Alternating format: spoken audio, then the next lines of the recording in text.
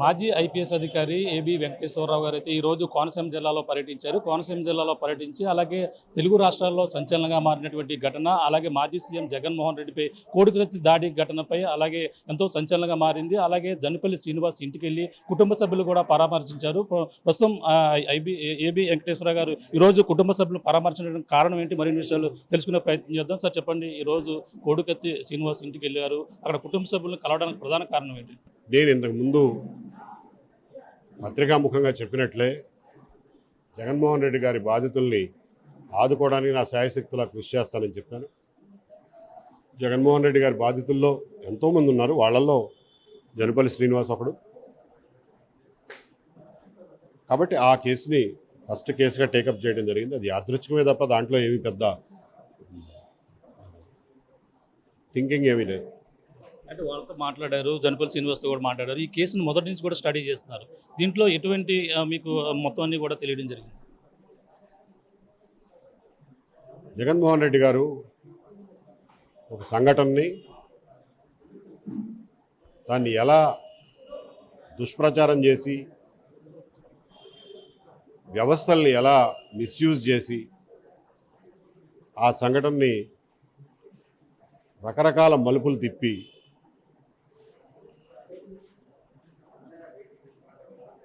ఒక దళిత యువకుడి కుటుంబం నాశనానికి దారి తీశారో అది వివరంగా నాకు తెలుసు. కాబట్టి ఆ కుటుంబం ఎంత నష్టపోయిందో, ఎంత ఇబ్బందుల్లో ఉందో నాకు తెలుసు. కాబట్టి ఆ కేసుని ఫస్ట్ టేకప్ చేశాను.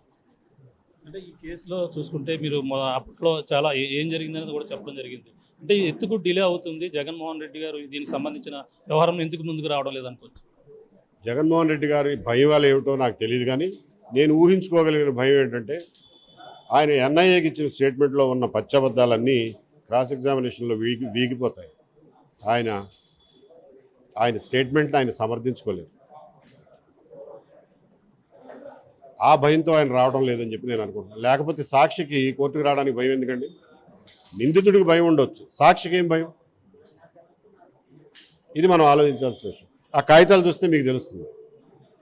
జగన్మోహన్ రెడ్డి గారు చెప్పిన విషయాల్ని అక్కడ ఉన్న ఉన్న 25-30 మందిలో ఏ ఒక్కరూ ధృవీకరించట్లా పూర్తి స్థాయిలో. అన్ని అబద్ధాలు చెప్పారు ఆయన. కుటుంబానికి ఏ భరోసా ఇవ్వడం జరిగింది? అలాగే జనపల్లి శ్రీనివాస్ ఇప్పటికే అనేకసారి జైలు శిక్ష కూడా అనుభవించి వచ్చిన పరిస్థితి. దీనికి కుటుంబానికి మీరు ఎటువంటి భరోసా ఇచ్చారు? జనపల్లి శ్రీనివాస్కి దాని భవిష్యత్తు ఎలా ఉంటుంది అనుకుంటున్నారు?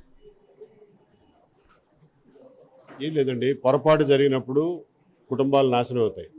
కానీ ఆ పొరపాటు నుంచి ఆ పొరపాటుకి తగిన శిక్ష అనుభవించాడు కదా. ఇప్పుడు ఆ కుటుంబం కనీసం గౌరవంగా బతకగలగాలి కదా.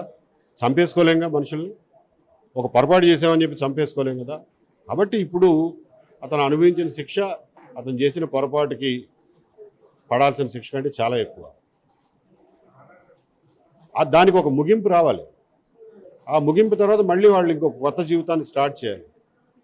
ఆ రకంగా నేను న్యాయపరంగా కానీ ఇంకొక రకంగా కానీ ఈ కుర్రాడికి కొంచెం జీవనోపాధి కల్పించుకుని తన కాళ్ళ మీద తను నిలబడేలాగా ఇవ్వాల్సిన మానసిక స్థైర్యం ఇవ్వటం కానీ ఇవన్నీ కూడా అవసరమే. ఇన్ని రకాలుగాను వాళ్ళకి సహాయం చేయడానికి.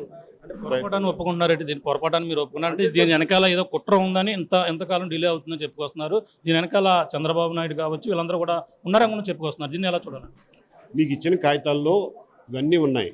ఇప్పుడు లేదు మీరు వేసిన ఛార్జ్షీట్ నాకు చాలదు, ఎన్ఐఏ వాళ్ళు వేసిన ఛార్జ్షీట్ నాకు చాలదు, ఇందులో కుట్రను మీరు ఛేదించలేకపోయారు. నేను చెప్పడం కాదు, జడ్జి గారు రాసిన ఆర్డర్లో ఆయన క్లియర్గా ఏమి రాశారంటే, మీరు కుట్ర అని ఊహించుకున్నందు మాత్రాన్ని కుదరదండి. ఎన్ఐఏ వాళ్ళు త్వరగా ఇన్వెస్టిగేట్ చేశారు, వాళ్ళు ఎక్కడా మాకు కుట్ర కనపడలేదని చెప్తున్నారు. మీరు కుట్ర అని మాట వాడడం తప్ప ఒక్క ఆధారం కూడా మీరు ఇవ్వడంలా. కేవలం కుట్ర అన్నంత మాత్రాన ఎవరిని అరెస్ట్ చేయమంటారు? ఇప్పుడు కుట్రలో ఎవరిని అరెస్ట్ చేయాలి? సాక్ష్యాలు దొరకాలిగా. ఎన్ఐఏ వాళ్ళు లేదు మహాప్రభు, వాళ్ళు అంతర్జాతీయ తీవ్రవాదుల్ని విచారించగలిగిన కెపాసిటీ ఉన్న సంస్థ. కాబట్టి జడ్జి గారు వాళ్ళు ఇచ్చినటువంటి కౌంటర్ని పరిగణనలోకి తీసుకుని డీటెయిల్డ్గా డిస్కస్ చేసి, అందుకని ఒకసారి ఆర్డర్ చదవండి, మీకే అర్థమవుతుంది. ప్రధానంగా చూసుకుంటే ఇప్పుడు జనపల్లి శ్రీనివాసన్ కలిశారు, అలాగే ఇలాంటి బాధితులందరూ కూడా కలుస్తున్నారు. మీరు ఏ హోదాలో కలుస్తారు? భవిష్యత్తులో మీ కార్యాచరణ ఏ విధంగా ఉండబోతుంది? కొత్త పార్టీ పెట్టబోతున్నారా? ఒక రాజకీయ నాయకుడి హోదాలో ఆ స్థాయిలోనే కలుస్తున్నాను. పాత పోలీస్ ఆఫీసర్ స్థాయిలో కాదు, రాజకీయాల్లో పనిచేసే ఒక వ్యక్తిగా వీళ్ళందరికీ నాకు చేతనైనంత చేయబోతున్నాను. ఎంతమంది ఉండబోతున్నారు మొత్తం అందరూ కూడా? ఇప్పటికే జనపల్లి శ్రీనివాస్ నుంచి మొదలు పెట్టాను, ఇంకా ఎంతమంది ఉన్నారని మీరు భావిస్తున్నారు? వందల వేల మంది ఉన్నారు. నాకు ఆ కెపాసిటీ ఉండొద్దు, నా కెపాసిటీ ఉన్న మేరకు ప్రయత్నం చేస్తాను. జగన్ నెగరవేన్ అంటూ మీరు కూడా ఒక నినాదం ఇచ్చారు. అప్పట్లో పవన్ కళ్యాణ్ కూడా వైసీపీ బై బై వైసీపీ అంటూ కూడా నినాదం ఇచ్చారు.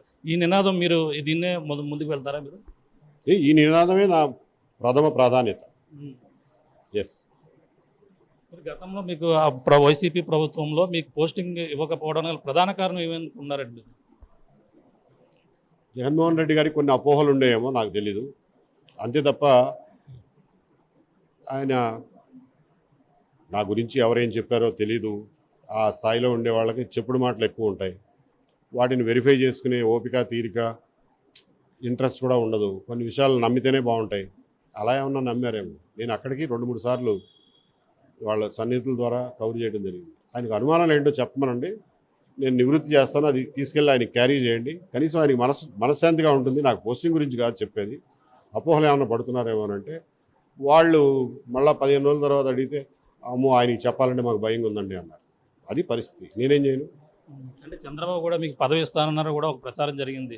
అవి ఒక అపోహలు అంటే చంద్రబాబు చెప్పినట్టు మీరు వింటున్నారని కూడా అనుకోవచ్చా? లేదా మీ పదవి మీరు తిరస్కరించారు అనుకో?